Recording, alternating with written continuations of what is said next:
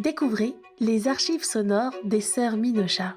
Une aventure épistolaire pour tous les amoureux de la nature, de l'histoire et des découvertes géographiques.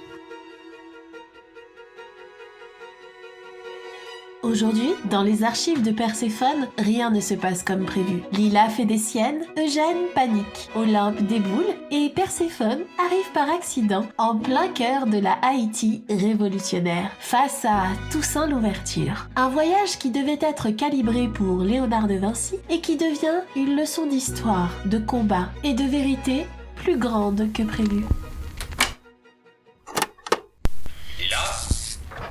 Je suis pas dur d'oreille, Eugène, pas la peine de beugler, hein. Je pensais que tu dormais. Enfin, un truc du genre. Les intelligences artificielles dorment. Pas le temps de t'expliquer. Désolée, je suis occupée. Tu vas devoir t'occuper de cet enregistrement sans moi. Quoi ? Mais enfin, Lila, que t'arrive-t-il ? Ben rien, j'ai des trucs à faire, voilà tout. Appelle-moi si tu as vraiment besoin. Mais sinon, il va falloir te débrouiller, mon grand. Je t'ai bien formé, tu vas t'en sortir. Je t'ai trouvé du renfort, de toute façon. Qu'est-ce qu'il ne faut pas entendre ? Tu en as du toupet, Lila. Ok, bon, je vais me débrouiller. J'en suis parfaitement capable, de toute façon. Enfin, quand même, c'est une mission importante. Et puis, elle est partie où ça ? Elle est pas dans les binocles ? J'y comprends vraiment rien à cette technologie. Manoir Minocha, bonjour. Eugène à l'appareil. Ah, Olympe. Que puis-je faire pour toi ? Eh bien, c'est une idée fantastique. Retrouve-moi au labo, je t'y attends. Ah !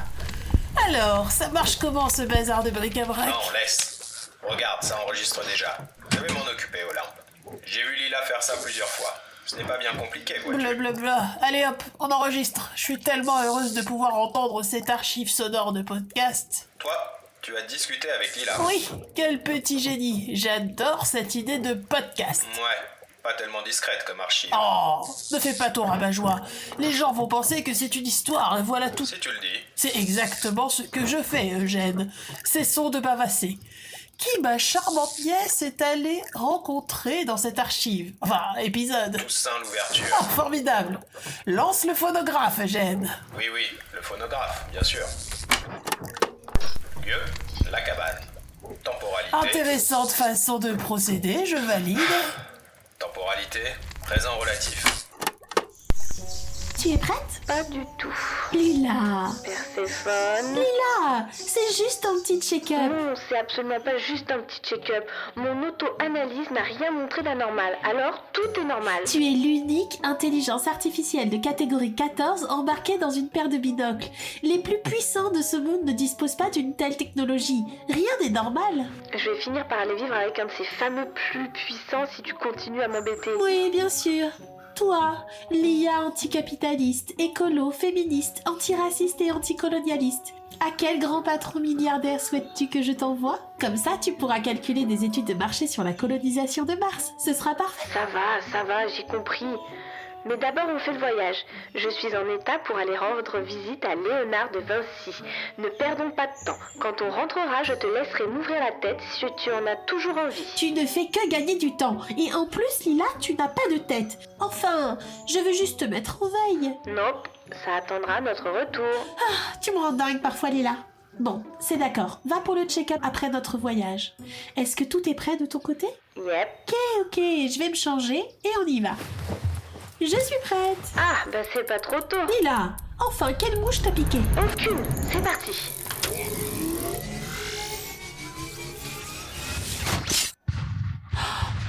Mais Dieu, mais où sommes-nous ? Nous sommes en 1795, à Haïti. Enfin, ça s'appelait Saint-Domingue à l'époque. Quoi ? Mais qu'est-ce qui s'est passé, Lila ? C'est quoi ce brancard à broc ? Oh, ne deviens pas grossière.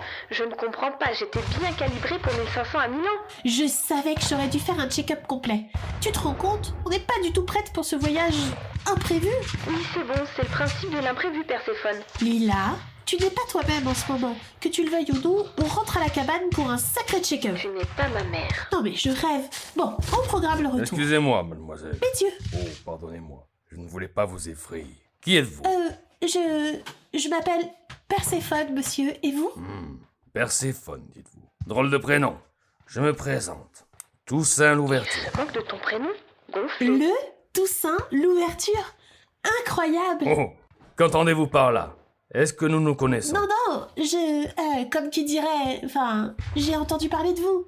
En France, à Paris quoi. C'est Olympe de Gouges qui m'a parlé de vos exploits. Ah, Olympe, la malheureuse. J'eût été ému d'apprendre sa disparition.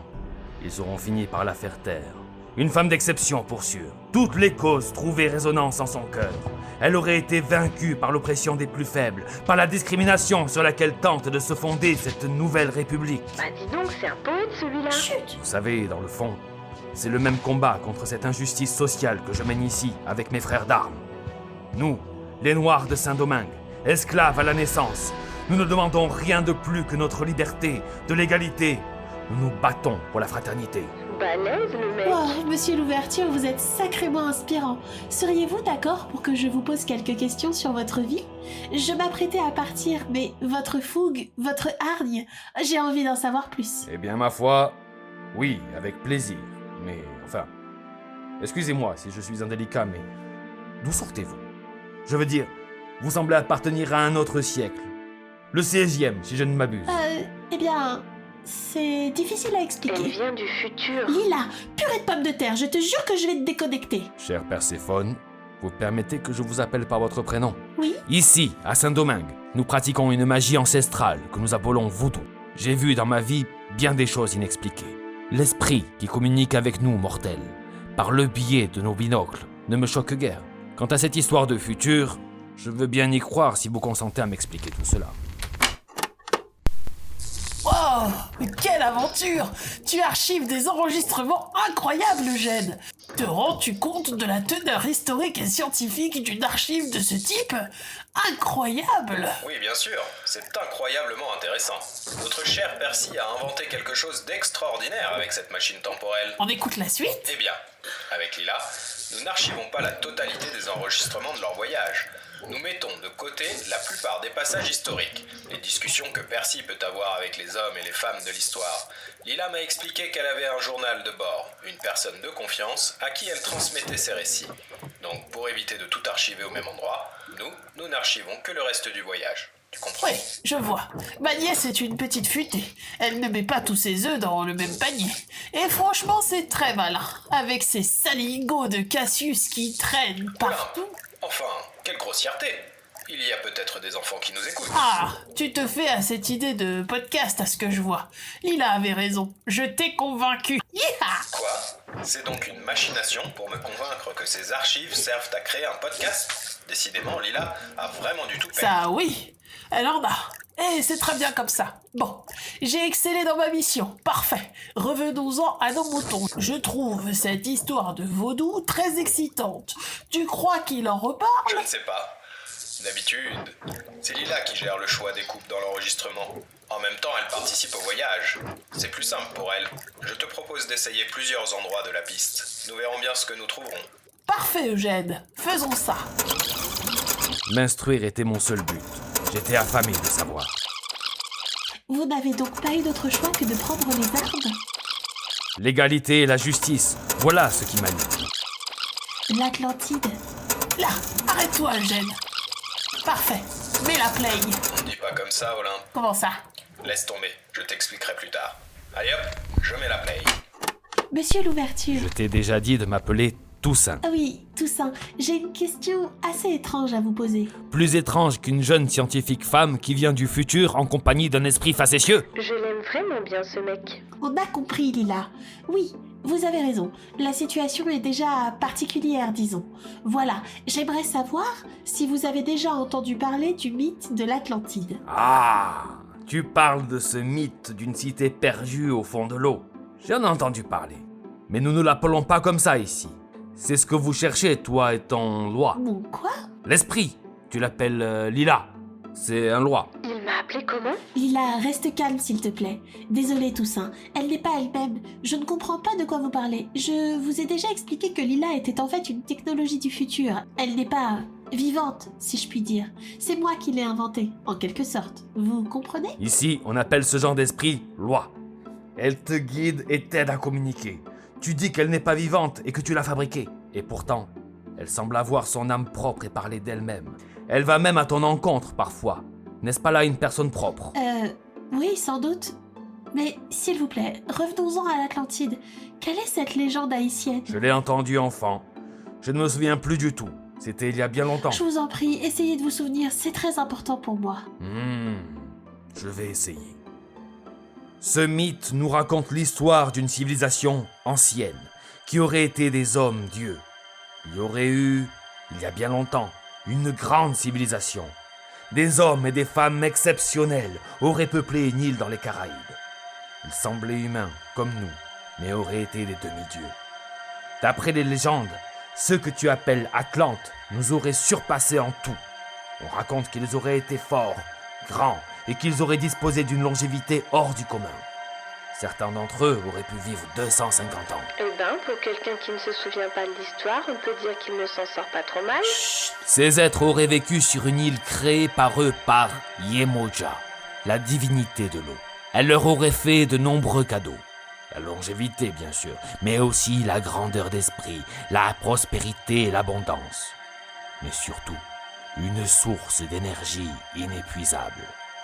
Ces êtres, à moitié divins, ont prospéré de nombreuses décennies sur cette île.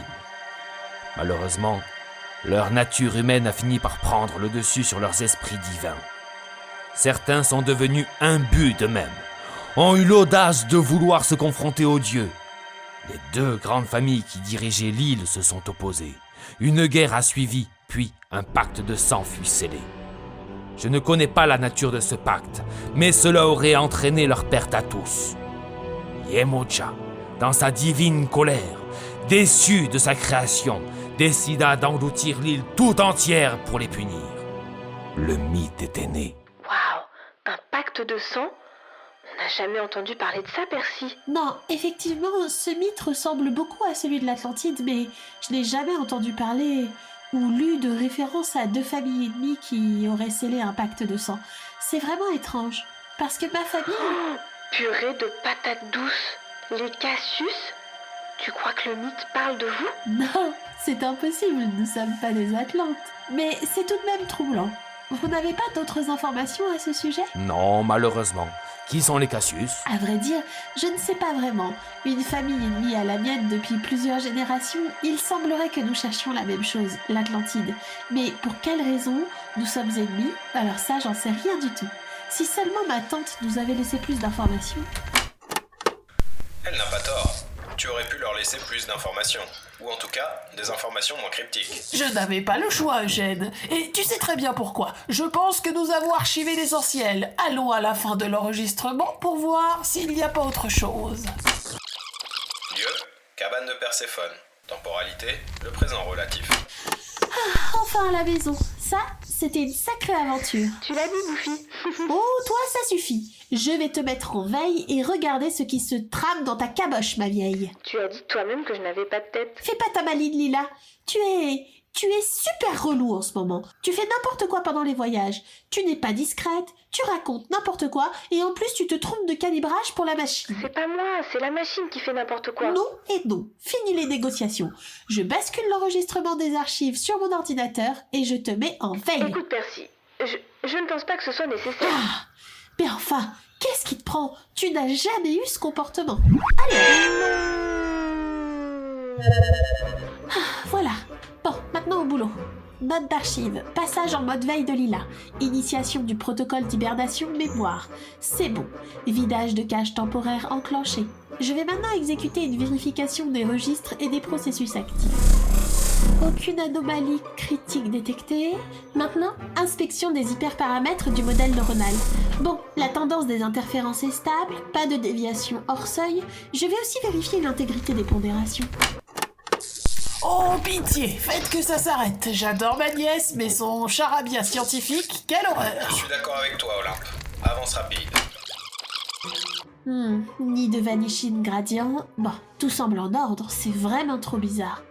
Peut-être que la mise en veille aura réglé le problème. Bon, Lila, j'espère que tu vas mieux. Activation de Lila. Ça fait du bien un petit somme.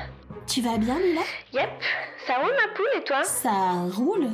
Comment tu te sens? Nickel, je t'avais dit que j'allais bien. Tu n'as rien trouvé, n'est-ce pas? Bah non, tout semble normal. Bon, je vais aller faire quelques recherches sur tout ça l'ouverture. Parfait. C'était étrange, non? Oui. Toi aussi, tu es étrange. Absolument pas. Ah, cette famille.